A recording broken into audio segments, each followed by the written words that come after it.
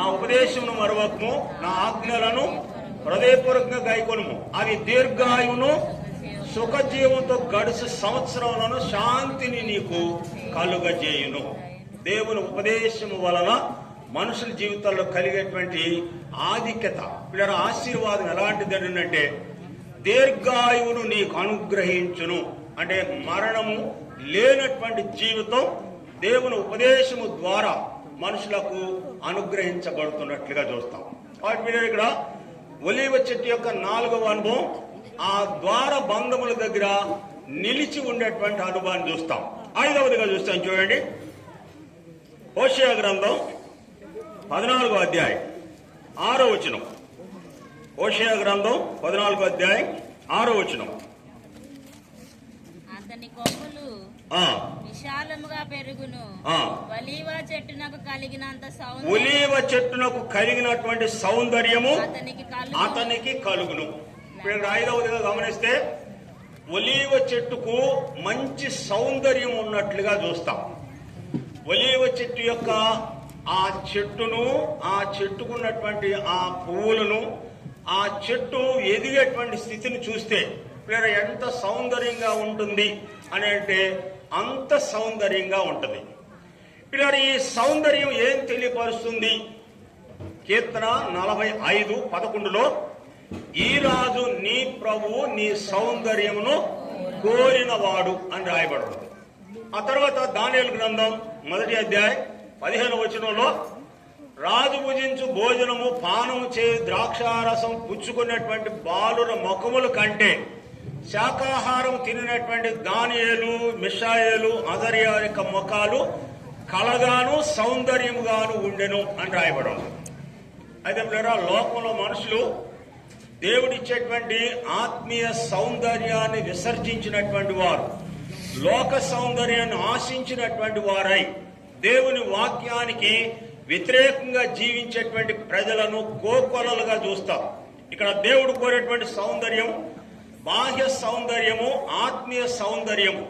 బాహ్య సౌందర్యము కోసము దేవుని వాక్యాన్ని సహితము ప్రజలు లెక్క చేయకుండా జీవిస్తూ ఉన్నట్లుగా చూస్తాం. కాబట్టి మీరు ఇక్కడ ఈ 5 అనుభవం ఒలీవ చెట్టు యొక్క జీవితంలో చూస్తాం. ఏమిటి ఒలీవ చెట్టు యొక్క అనుభవం అంటే, మొదటిది ఒలీవ చెట్టుకు మరణము లేనటువంటి స్థితిని చూస్తాం. ఇప్పుడు 2వదిగా ఒలీవ చెట్టు దేవునిని, మనుషులను ఘనపరిచేటువంటి అనుభవాన్ని చూస్తాం. ఇక్కడ 3వదిగా చెప్పబడినటువంటి మాట, ఒలీవ నూనె దేవుని మందిరంలో దీపం వెలగడానికి ఉపయోగపడుతున్నట్లుగా చూస్తాం. ఇక్కడ 4వదిగా గమనించినప్పుడు ఒలీవ కర్రతో దేవుని మందిరం యొక్క తలుపులు చేయించినట్లుగా చూస్తాం. అనుదినము దేవుని గడప యొద్ద కనిపెట్టుకున్నటువంటి అనుభవం. ఇక్కడ 5వదిగా గమనించినప్పుడు ఒలీవ చెట్టుకున్నటువంటి సౌందర్యము అతనికి కలుగును. ఈ అనుభవాలన్నీ కూడాను నెల్సన్ జీవితంలో కలిగి ఉండాలి.